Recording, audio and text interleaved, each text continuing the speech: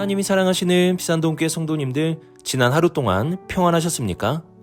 오늘 우리에게 주시는 하나님의 말씀은 출애굽기 9장 13절에서 26절까지 말씀입니다. 하나님의 말씀을 함께 읽겠습니다. 여호와께서 모세에게 이르시되 아침에 일찍이 일어나 바로 앞에 서서 그에게 이르기를 히브리 사람의 하나님 여호와의 말씀에 내 백성을 보내라. 그들이 나를 섬길 것이니라. 내가 이번에는 모든 재앙을 너와 내 신하와 내 백성에게 내려 온 천하에 나와 같은 자가 없음을 내가 알게 하리라. 내가 손을 펴서 돌림병으로 너와 내 백성을 쳤더라면 내가 세상에서 끊어졌을 것이나 내가 너를 세웠음은 나의 능력을 내게 보이고 내 이름이 온 천하에 전파되게 하려 하였음이니라. 네가 여전히 내 백성 앞에 교만하여 그들을 보내지 아니하느냐. 내일 이맘때면 내가 무거운 우박을 내리리니 애굽 나라가 세워진 그날로부터 지금까지 그와 같은 일이 없었더라. 이제 사람을 보내어 내 가축과 내 들에 있는 것을 다 모으라. 사람이나 짐승이나 무릇 들에 있어서 집에 돌아오지 않는 것들에게는 우박이 그 위에 내리리니 그것들이 죽으리라 하셨다 하라 하시니라. 바로의 신하 중에 여호와의 말씀을 두려워하는 자들은 그 종들과 가축을 집으로 피하여 들었으나 여호와의 말씀을 마음에 두지 아니하는 사람은 그의 종들과 가축을 들에 그대로 두었더라. 여호와께서 모세에게 이르시되 너는 하늘을 향하여 손을 들어 애굽 전국의 우박이 애굽의 땅의 사람과 짐승과 밭의 모든 채소에 내리게 하라. 모세가 하늘을 향하여 지팡이를 들매 여호와께서 우레소리와 우박을 보내시고 불을 내려 땅에 달리게 하시니라. 여호와께서 우박을 애굽 땅에 내리시매 우박이 내림과 불구덩이가 우박에 섞여 내림이 심히 맹렬하리니 나라가 생긴 그때로부터 애굽 온 땅에는 그와 같은 일이 없었더라.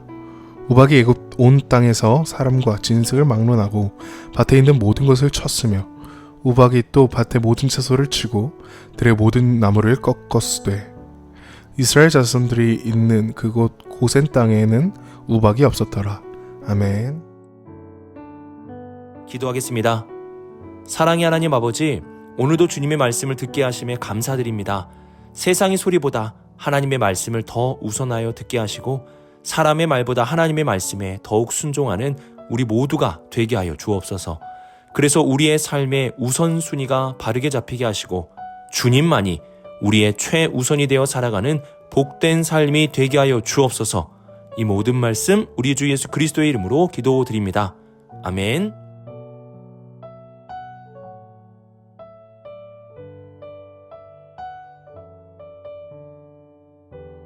오늘 말씀은 7번째 재앙으로 우박을 내리시는 하나님의 재앙에 대한 말씀입니다. 13절 보시면 하나님은 이스라엘 백성을 보내고 하나님을 섬기게 하라는 말씀을 바로에게 전하게 하십니다.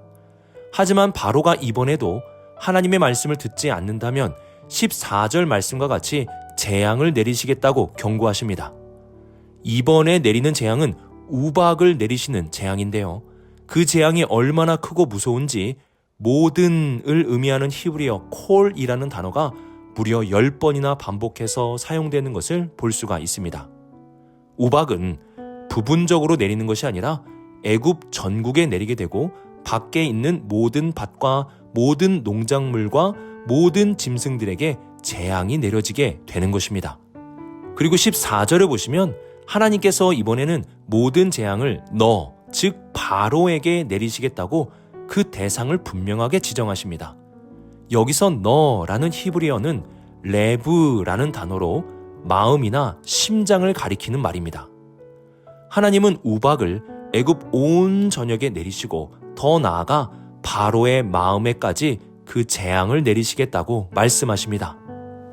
우리는 이러한 재앙을 통해 하나님께서 재앙을 내리시는 이유에 대해서 알 수 있어야 합니다. 먼저 하나님이 재앙을 내리시는 이유는 바로의 마음의 문제임을 잊어서는 안 됩니다. 그의 마음이 완악하였기 때문에 그 마음에 하나님은 재앙을 내리시는 것입니다. 그 마음의 완악함은 온 애굽의 재앙으로 이어지게 되는 것입니다. 이를 반대로 한번 생각해 본다면 마음만 바뀐다면 재앙을 피할 수 있게 되는 것입니다. 잠언 4장 23절 보시면 모든 지킬 만한 것 중에 더욱 내 마음을 지키라. 생명의 근원이 이에서 남이니라고 말씀합니다. 마음에는 생명의 근원이 흐르기에 다른 어떠한 것보다 마음을 잘 돌아볼 수 있어야 하고 지킬 수 있어야 하는 것입니다. 그러면 우리의 마음은 어떻게 돌아볼 수 있습니까? 우리의 마음을 비춰주는 거울이 있는데요. 그 거울은 바로 하나님의 말씀입니다. 하나님의 말씀은 우리의 외모를 보게 하는 것이 아니라 우리의 마음을 보게 하는 마음의 거울입니다. 우리는 하나님의 말씀을 통해 내 마음을 들여다보고 하나님의 말씀에 따라서 마음을 바꿀 수 있어야 합니다. 하나님은 바로의 마음을 바꾸기 위해 그 마음에 재앙을 내리셨고 마음이 바뀌지 않는 바로로 인하여 온 애굽 땅에 재앙을 내리셨습니다. 그리고 하나님이 재앙을 내리시는 한 가지 이유를 더 알 수 있어야 하는데요. 14절을 보시면 온 천하에 나와 같은 자가 없음을 내게 알게 하리라 고 말씀하고 16절에서는 나의 능력을 내게 보이고 내 이름이 온 천하에 전파되게 하려 하였다고 말씀합니다. 재앙의 중요한 목적은 하나님을 알게 하는 것입니다. 특히 하나님과 비교할 수 있는 존재가 없다는 것을, 그리고 하나님의 능력이 얼마나 크고 놀라운지를 알게 하는 것입니다. 재앙은 재앙으로 끝나는 것이 아니라 재앙을 통해 마음을 바꾸고 하나님을 알 수 있어야 하는 것입니다. 마음을 조금만 바꾸면 재앙을 면하고 마음을 바꾸어 하나님을 알게 되면 복이 임하게 되는 것입니다. 이렇게 하나님이 재앙을 내리시는 것은 완악한 마음을 바꾸기 위함이고 재앙을 통해 하나님을 알게 하기 위함이었습니다. 우리는 출애굽기 말씀을 계속 살펴보며 우리의 마음을 바꿀 수 있어야 하고 하나님을 알아가는데 더 힘을 써야 할 것입니다.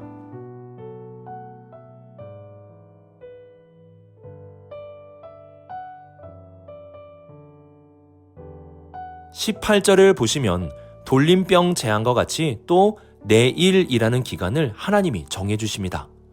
하나님께서 즉각 심판을 내리지 않으심은 그들에게 돌이킬 수 있는 기회를 주시기 위함입니다. 애굽의 왕 바로는 이미 완악한 마음으로 가득했고 하나님께서는 그 마음을 완악하게 하셨기에 돌이킬 가능성이 희박해 보입니다. 하지만 하나님은 19절에서 애굽 사람들에게 밖에 있는 모든 것들, 모든 사람들에게 재앙이 내려질 것을 알려주시며 집으로 피신할 수 있는 기회를 주십니다. 놀랍게도 20절 보시면 바로의 신하 중에 여호와의 말씀을 두려워하는 자들은 그 종들과 가축을 집으로 피하여 들였다고 말씀합니다. 애굽 사람들은 지난 6번의 재앙을 통해 마음의 변화가 일어나기 시작했습니다. 그들 안에 하나님을 두려워하는 마음이 들어가게 된 것입니다. 그들은 하나님이 말씀하시면 이제 곧 재앙이 일어나고 하나님이 주시는 기회를 붙잡으면 살 수 있다는 것을 깨닫게 되었습니다. 하지만 어떤 사람들은 하나님이 주시는 기회에도 여전히 하나님의 말씀을 마음에 두지 않고 있음을 보게 됩니다. 이러한 사람들은 결국 밖에 있는 모든 것을 잃게 될 것입니다. 우리는 이러한 하나님의 말씀을 통해 지금 우리에게도 기회가 주어지고 있음을 기억해야 합니다. 그 기회의 선택은 내일 하는 것이 아니라 지금 해야 하는 것입니다. 내일은 재앙의 날입니다. 하지만 오늘은 그 기회를 붙잡는 날입니다. 그 기회는 불순종에서 순종할 수 있는 기회이고 듣지 않음에서 들을 수 있는 기회이며 하나님을 무시하는 모습에서 하나님을 두려워할 수 있는 기회, 완악한 마음을 버리고 온화한 마음으로 살아갈 수 있는 기회입니다. 오늘 우리에게 주시는 이 기회의 시간을 놓치지 마십시오. 우리가 순종, 들음, 하나님을 두려워함, 온화한 마음의 기회를 붙잡는다면 하나님께서 내일 내리실 재앙에서 우리를 건져내 주실 것입니다. 하나님이 주시는 기회를 내일로 미루지 마시고 오늘 그 기회를 붙잡고 선택할 수 있는 우리 모든 성도님들이 되시길 주님의 이름으로 축복합니다.